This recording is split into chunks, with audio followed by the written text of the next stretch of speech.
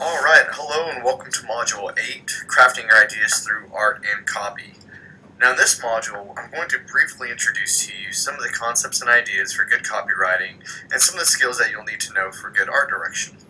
Now, there's a lot to cover in this module, and honestly, these two topics alone could take up an entire course here at DePaul. Therefore, it's really important that you guys complete the readings. I'm only going to touch on the high points and possibly cover some things that may be a little more complex, show you some examples, but I cannot stress this enough that it's really important for you to do well in this class and to do well in these next assignments, that you follow along with the readings assigned for Module 8. So the goal of this module is by the end of this learning exercise, by the end of this recorded lecture, and by the end of your readings, you should be able to identify the tips and the tricks for copywriters, those tips and tricks for art directors, and you should understand how you should express your creative propositions. So let's start with copy. What we're going to do, I've broken a few guidelines when you're writing good copy is you need to make it flow. The beauty of advertising, which I've said repeatedly, it's a story. Your headline is the introduction to your story, and your inline is the conclusion. Think of every good story you've ever seen, whether it be a television show or a movie. In the first 10 minutes of the movie or show, you know exactly what it's about. They fill in the middle to support it, and at the end of the movie, there's the conclusion with a nice sign-off. This should be the same way. Your headline should open up the story, flow directly into your body copy, and give your tagline. Here you have this example of for the Big Bay Brewing. The headline, head in the lane, feet in the lake. And then it ends with the inline, find a better balance, Big Bay Brewing. Now, there's not a lot of body copy there, but there's a nice catchy headline that sort of gets your attention, and everything sort of flows. There's some alliteration, and it sounds like all the components belong. So, the components of all copy, and I say all copy, really, to know the rules, you can break the rules a little bit. The components of copy, you're going to have a headline, sometimes you're going to have a body copy, and sometimes you're going to have, and always you'll have an inline. So let's look at each one of these a little more specifically. What is a good headline? A good headline, number one, grabs people's attention, and it makes it interesting. When you're writing the headline, go back and what we've talked about in some of the earlier modules about thinking laterally, not literally. You want a headline that's going to catch someone and make them think or wonder what you're trying to suggest. Or sometimes you can use something that's a little bit shocking to make people read. As you see here for this ad for The Economist, it starts out with, eat shit, millions of flies can't be wrong. Well, immediately the word itself is going to grab your attention, but then they put it with some sort of clever, tongue-in-cheek, phrase. This way it's not just offensive, but now it's sort of everything makes sense. A couple things that you're going to want to know, and we'll get more into this in the art direction, is you want to avoid what's called the CC for literal images. You never want to use a very literal headline and then follow up with a very literal visual to support that. It's a boring story. Rather, you want to use some sort of juxtaposition. You're either going to have a very lateral headline, something that makes you think, with a very simple art direction that sort of answers that proposition, or vice versa. We'll give you, again, more direction on this in the art. Next, you have your body copy. Now, there's a lot of people that feel that copy is dead, and it's really tough to say. Trying to find examples for this class using some of the best ads from 2014 was a challenge for even me to find, because there wasn't a lot of really strong and well-presented copy. Now, I think there are some great commercials that have been aired that have beautiful copy. Some of these we've shown as examples in class. However, when it comes to the print advertising, some people do feel it's on the decline. Mostly because people don't have time to read copy anymore. When you're talking about body copy, keep in mind though, sometimes it is a paragraph, but sometimes it's just a word or two that supports the headline. Now, notice I said it should support the headline, never answer the headline. You really want your inline to be what answers the headline. And I hope this isn't confusing you. As we go through some more examples, I'll try to point this out. A couple other rules with your body copy. Avoid cliches and puns. It's sort of cheap humor. No one finds it engaging. It's not going to help your brand. It's definitely not going to help your portfolio.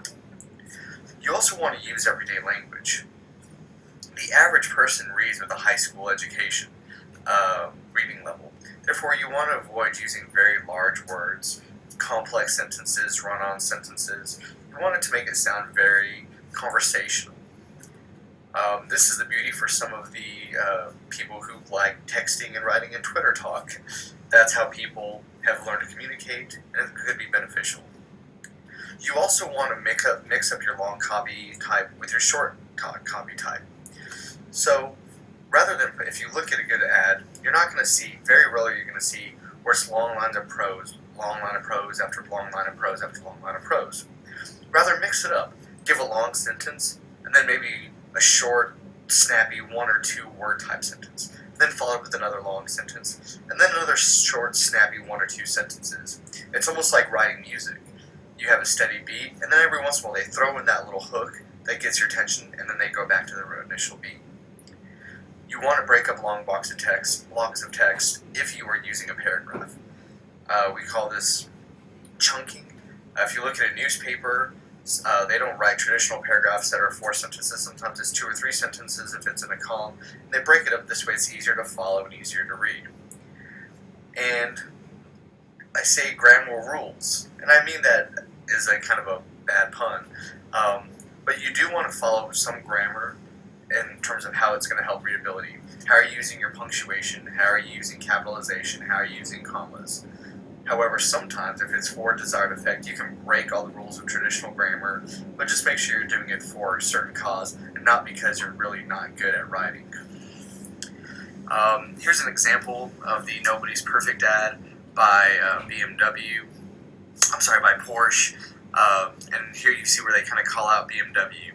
And this is an example. The headline says Nobody's Perfect. Now their body copy, you'll notice, is actually just a series of words. They do a really good job of sort of establishing a pattern of Porsche is, the top 8 cars, and then they have that one little slight at BMW for the 9, and then go back to 10, and then they conclude it with some long copy at the very bottom before getting to its inline. That's really hard to read, but you can definitely see that it's there.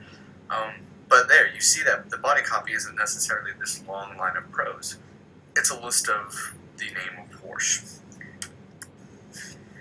Here's some other great examples of copy and how you can use this. The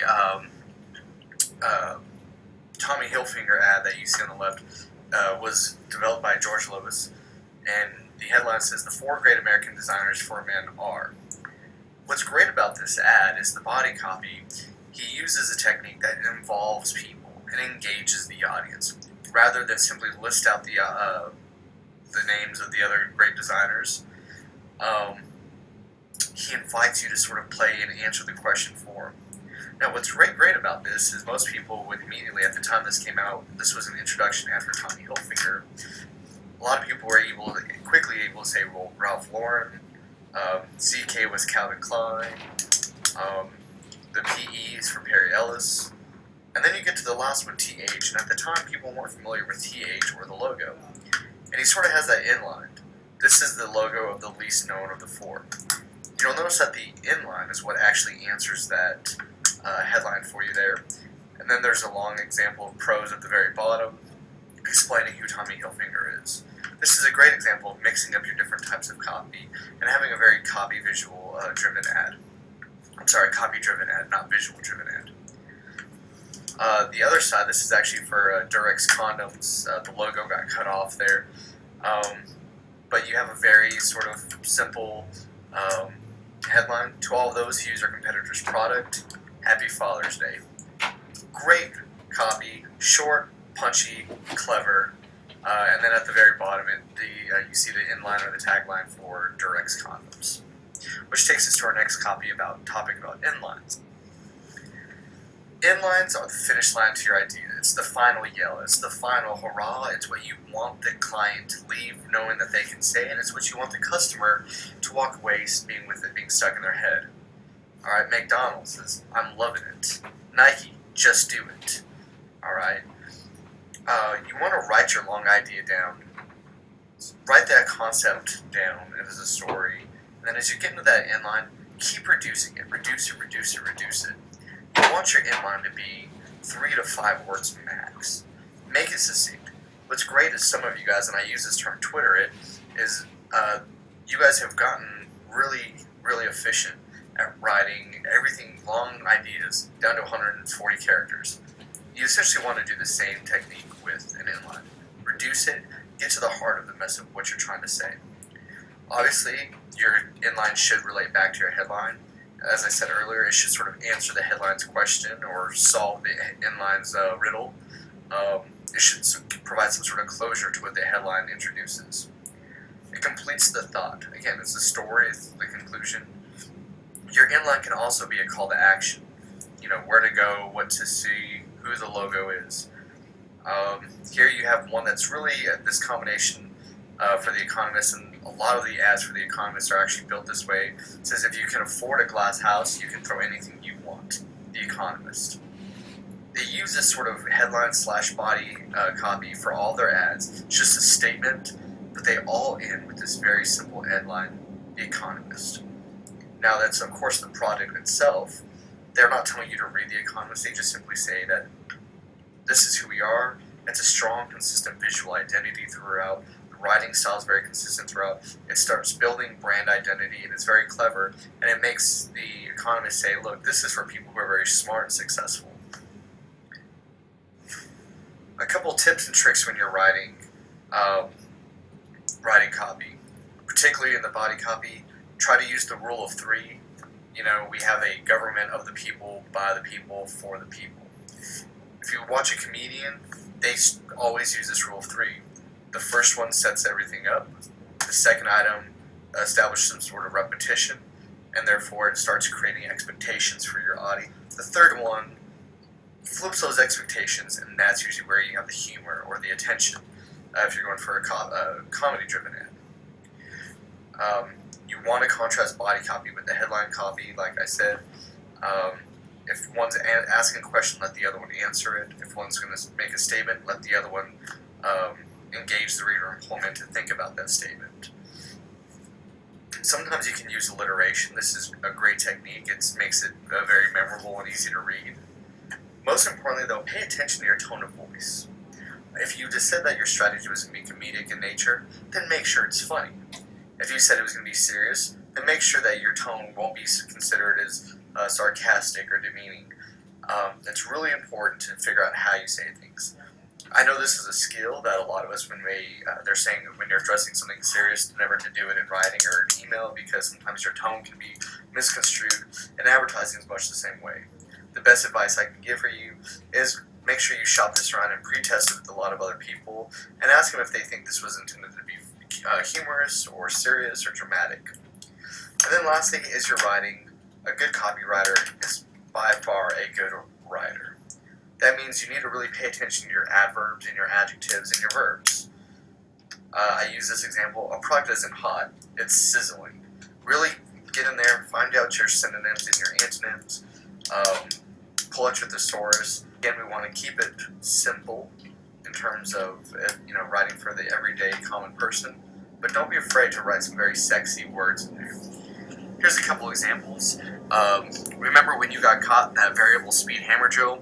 It'll make her feel kind of like that. This is just one that's very simple, kind of headline or strong body copy combination.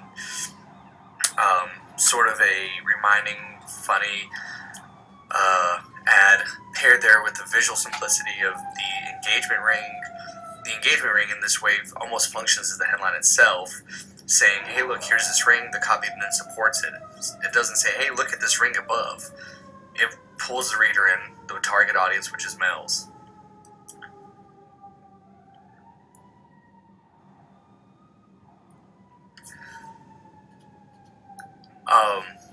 When you're writing your creative or your copy, you need to always start off doing your research. You've come up with your big idea, but really make sure you're researching that big idea. Read the case brief and find out what kind of tone the brand uses. Look at the brand and how they want to be presented, and that should help you kind of start getting the idea of your words and the approach that you take. After you guys should be working on this now, is taking your 10 ideas and writing taglines and headlines. You should also be during this time talk to the art director and determine if we want to tell the story or show the story. And by that I mean, do we want to have a visual-driven ad, which is showing them the story, or do we want to have a copy-driven ad that's telling them the story? Or do we want to do a nice mix in between? And then you have to start writing. Now this is a long, laborious process. Don't simply just write your first line of draft and copy and think it's done. Much like you did with the ideas. I asked you to come up with 100 ideas, and many of you said that you really didn't start coming up with your best ideas until around 20 or 30 ideas in. Writing's the same way. The very first copy that you write is not going to be the one that you should be using in your final outcome. It's going to be a lot of edits, copy edits, rewriting, spicing words, cutting out words, adding words, reading it, speaking it, sleep on it, write it, read it, rewrite it, sleep on it again, pass it to your friend, write it. Don't wait until the last minute to do this. Really try to write and think. As you become more seasoned and veteran, it'll become a lot easier. You'll develop your own style and your own ability. But starting out, really go through this process. It really can take 5 days, or 5 words can take days to perfect. It's sort of when you're going to write if you think back, the very first time you were writing a serious, perhaps maybe a love letter to someone, you really spent time thinking about how you were saying it, making and critiquing every word. Or maybe if you've gotten some sort of rejection letter from a job or something, you read every word and you want to know why they said what they did. The same kind of attention and care should be given to your copy. Now we're going to shift gears to art direction. This will go ahead and conclude the part for copywriters, and the next video will focus on art direction.